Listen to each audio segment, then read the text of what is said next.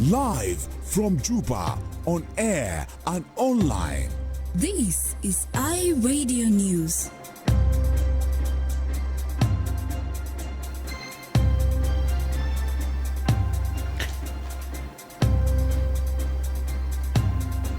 Hello, this is iRadio Afternoon News. First, here are the headlines.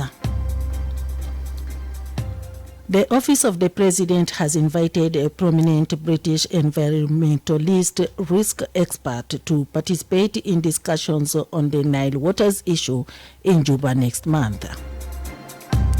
Fire outbreak has destroyed parts of Eastern Equatorial State Secretariat, including the office of Governor Louis Lobong in Torit. And the UN mission in South Sudan has trained 50 senior SPLAIO commanders and related security apparatus on the protection of child rights in Lankien, Jonglei State. These stories and more coming to you in this news bulletin with me, Helen Samuel. Now, the news in detail.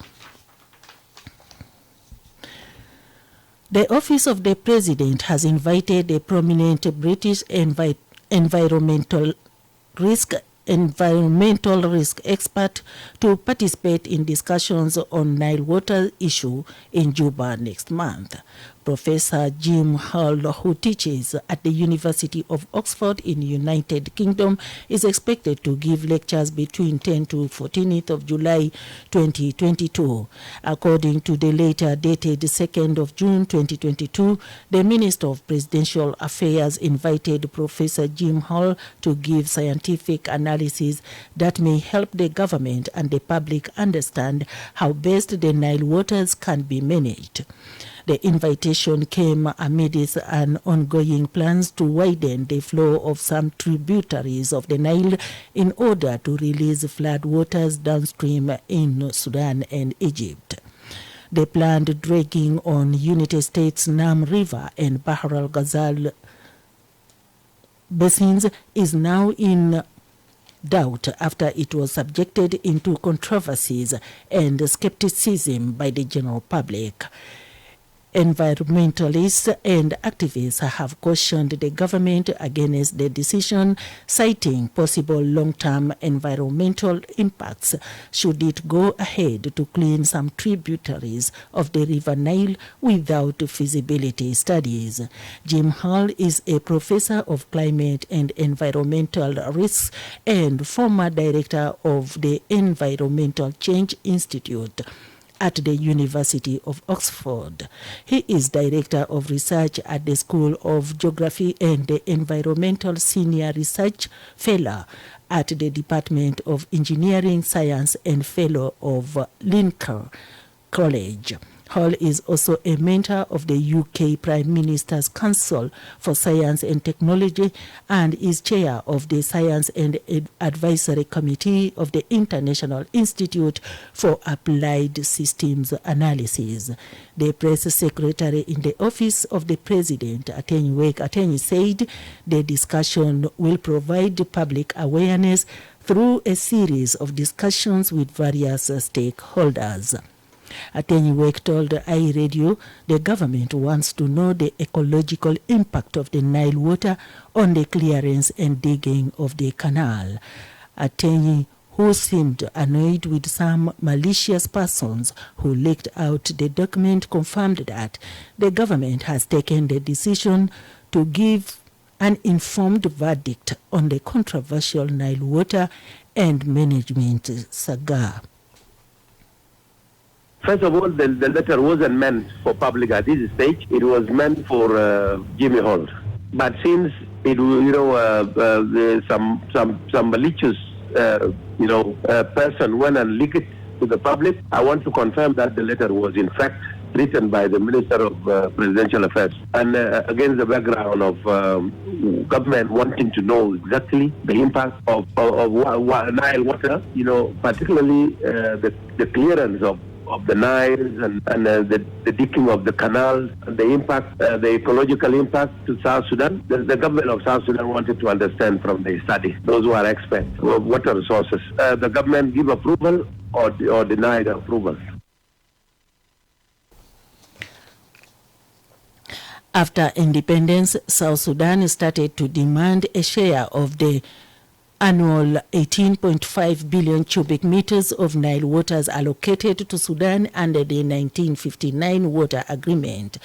At first glance, Sudan should be able to accommodate these demands as noted above. In the past, the country's water used amounted to no more than 14.15 BCM per year. Meanwhile, authorities in Unity State are installing the recently imported dredging machines to open the pathway of the Nile River amid public concerns over the initiative. The State Information Minister, David Guy, says engineers are ready to start the work soon.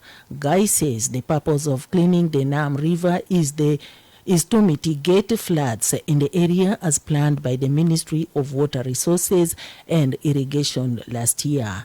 He confirmed to iRadio this morning that the work will start not later than the coming week.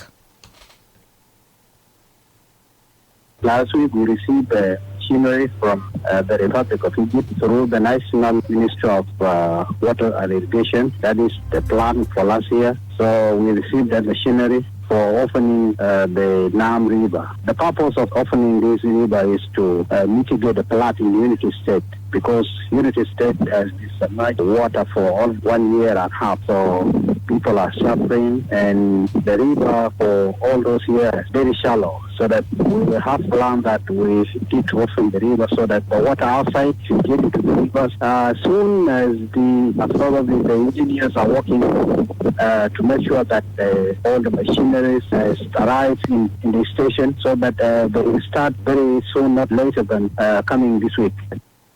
Meanwhile, the Office of the President said yesterday the leadership was not officially informed about the acquisition of the Nile River dredging machines from Egypt.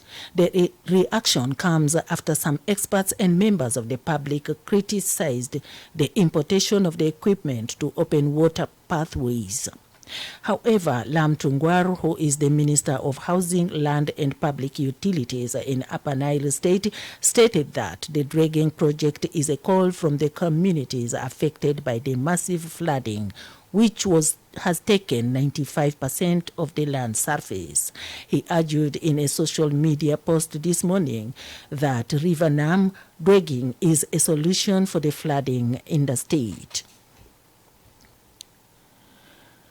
The fire outbreak has destroyed parts of Eastern Equatoria State Secretariat, including the office of Governor Louis Lobong in Torit.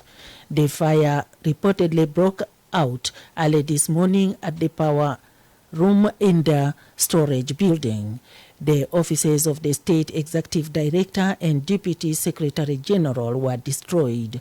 Governor Lobong's office, including documents containing vital information from 1994 to 2019, were gutted by the fire. This occurred while workers were cleaning up the office, but no casualties have been reported. Cause of the fire is yet to be established. Alejandro Lotok, the press secretary in the office of the governor, described the destruction of the documents as a great loss to the state's heritage and history. The fire was reportedly put off by Civil Defense Service, an UNMISS team, and some residents of Torit. He says an investigation to establish the cause of the fire is ongoing. He spoke to iRadio this morning. Well, at 7 a.m. this morning, when the cleaners were going about cleaning the offices, the government secretariat in Torit caught fire, and some of the offices got burned, and some of the offices were rescued. Of course, this fire started at the power room inside the secretariat building there, and unfortunately, this power room is also where the files of Eastern Equatorial State are kept, particularly those files from the state governments of 1994 up to 2019. Sadly, all these files got burned, And it is unfortunate that this incident happened today. The state secretariat, situated in the heart of Torit, has several offices, including for the governor and his deputy. Others are for ministers of cabinet affairs and gender and of the state secretariat general. According to Lotok, the building is now out of bound until renovation is done on it. You're listening to news coming to you from iRadio.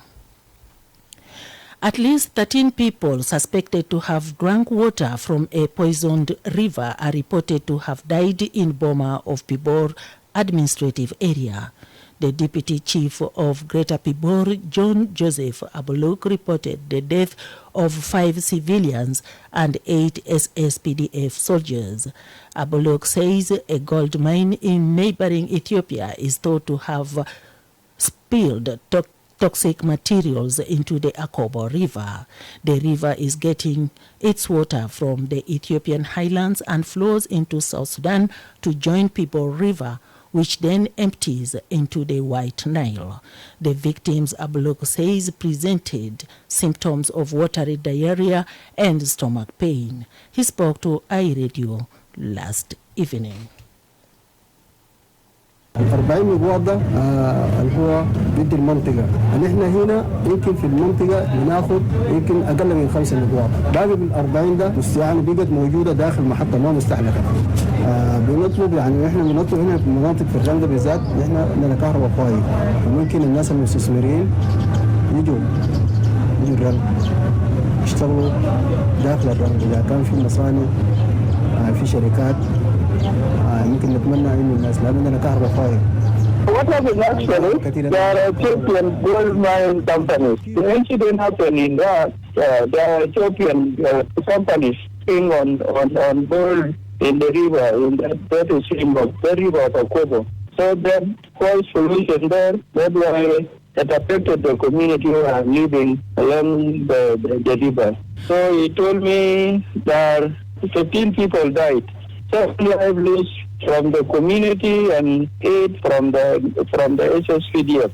There in that. This is what he told me. Because those people that are using every machine. So those machines they contaminated the water. That's why it's affected the local community who are living alongside the river. The official appealed to the government in Juba to take the issue to the attention of their Ethiopian counterparts. The UN mission in South Sudan has trained 50 senior SPLA-IO commanders and related security apparatus on the protection of child rights in Lankien, Jonglei State.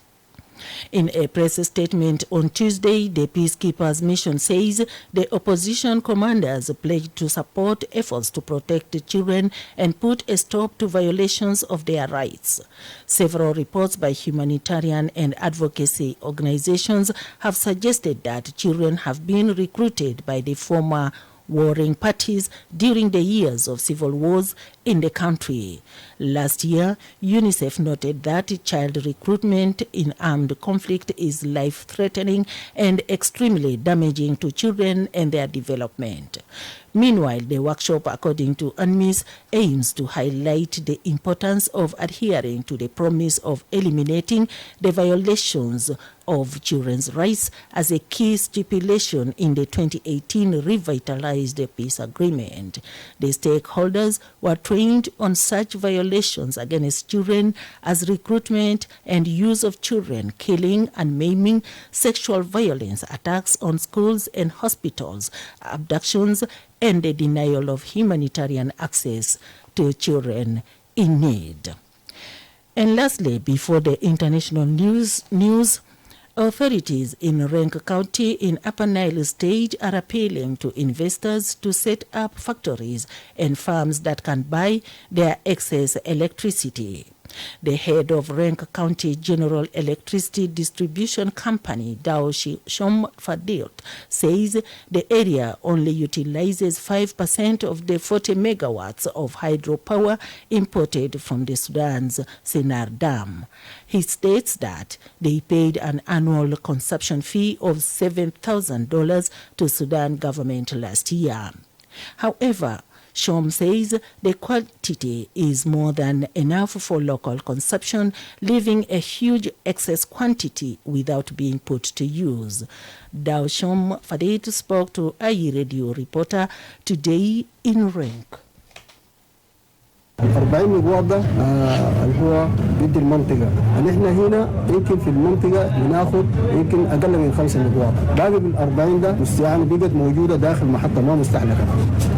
بنطلب يعني احنا بنطلب هنا في مناطق في الرنده بالذات نحن عندنا كهرباء فايض، وممكن الناس المستثمرين يجوا الرنده يشتغلوا داخل الرنده، اذا كان في مصانع في شركات يمكن نتمنى انه الناس لان عندنا كهرباء فايض وكهرباء كثير عندنا هنا وكهرباء كثيره شديده. ال 100 كيلو حتى الليله ال 100 كيلو ب 2000 ده بالنسبه للسكن، يكون ال 100 كيلو التجاري ده اللي هو ب 5000. والله نحن السنه اللي فاتت يمكن استهلاكنا يمكن عمل 7000 دولار. Rank General Electricity Distribution Company was built in September 2007 before independence of South Sudan. You're listening to iRadio Afternoon News, and now to the international news brought to you by MTN. Freedom is everyone's desire. Freedom is what makes you and me happy. Freedom is called Hooray in my country. My telecom network has chosen to give me freedom. MTN is my network. I have the freedom. I choose affordable and reliable. Hooray Bundles is my way. MTN introduces to you Hooray Bundles, giving you the freedom to call across all networks with the same bundles. Subscribe by dialing *100 *3 *4 hash and get 15 minutes for only 100 SSB and 30 minutes for 150 SSB, valid for 1 day. Hooray, pure freedom. MTN, everywhere you go. And now Susan Philip has the stories from the international scene. Good afternoon, Susan. And now to the news making headlines in the region and in the international scene.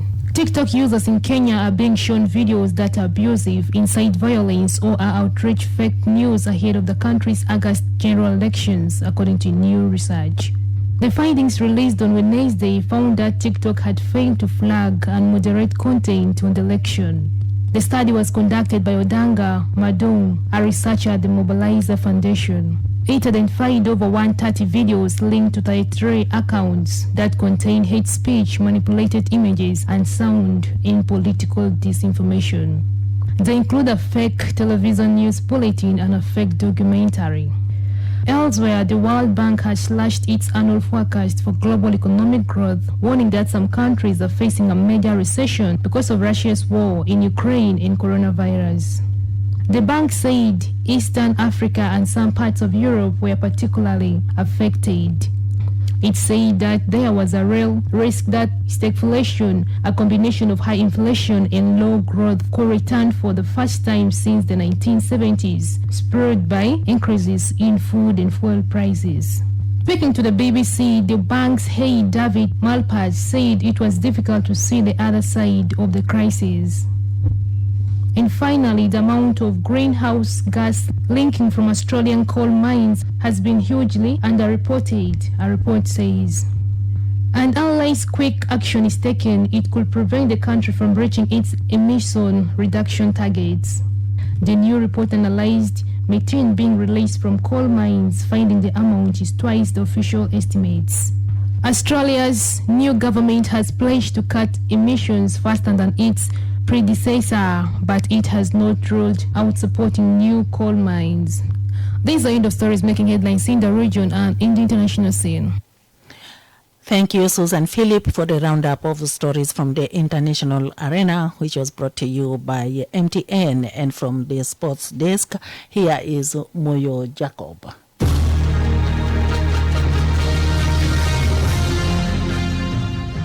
Thank you. And to start with, Senegal star Sadio Mane scored a 98th minute penalty in a 1-0 win over Rwanda to maintain the African champions' perfect start to 2023 Africa Cup of Nations qualifying. The forward settled a drab encounter in the Senegalese capital Dakar when holding his nerve to drill home and finally break Rwanda's resistance. It is the second time this year the Liverpool forward heavily linked with a move to Bayern Munich and has converted a spot kick deep into added time after his 97th minute win against Zimbabwe in Senegal's opening Nations Cup game in Cameroon. Mane, who also scored the winning penalty in the Nations Cup final, is enjoyable a memorable spell after netting a hat-trick in Saturday's win over Benin to become the Teranga Lions' record goal scorer. Australia beat the United Arab Emirates 2-1 to set up a World Cup playoff win with Peru next Monday for a place in Qatar. Jackson Ivan scored the opening goal of the Asian playoff at Ahmed Ben Ali Stadium, slotting home after good play on the right wing by former Hibernian teammate Martin Boyle. Brazil-born Caio Canedo equalized from close range after poor defending, but Argin Rustic's heavily deflected strike was enough to send Australia into the intercontinental playoff.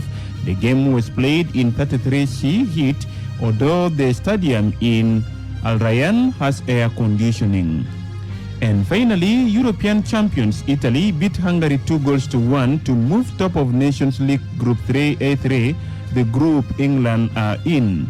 Italy went ahead when Nicolo Barella angled a strike into the top corner from the edge of the penalty area after good work from Leonardo Spinazzola. Lorenzo Pellegrini doubled the host lead with a low shot from Matteo Politano's pullback from the right.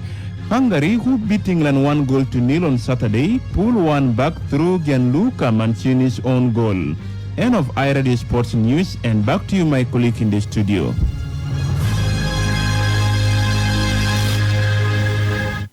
Thank you, Moyo Jacob. You are listening to iRadio Afternoon News, and to end this bulletin, here are the headlines once again.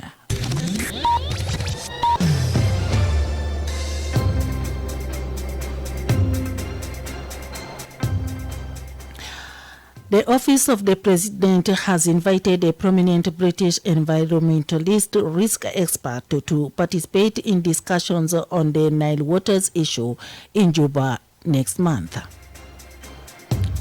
Fire outbreak has destroyed parts of Eastern Equatorial State Secretariat, including the office of Governor Louis Lobong in Toret. And the UN mission in South Sudan has trained 50 senior SPLA-IO commanders and related security apparatus on the protection of child rights in Lankien Jungle State. That's the end of iRadio Afternoon News. You can get these stories and updates by subscribing to iRadio News Alerts on your MTN South Sudan number. Call 700 or dial *700# and follow the instructions. If there is a story or an event you like iRadio to cover or report about, please send us a text message on +211 925 287 870. It's also our WhatsApp number. Follow us on Twitter at iRadio Juba. Like our Facebook page, iRadio. Subscribe to our YouTube channel at iRadio South Sudan. You can also visit our website and listen to us online at www.iradio.org. Stay tuned for the news in Arabic at 8:30. I'm Helen Samuel. Thank you for listening.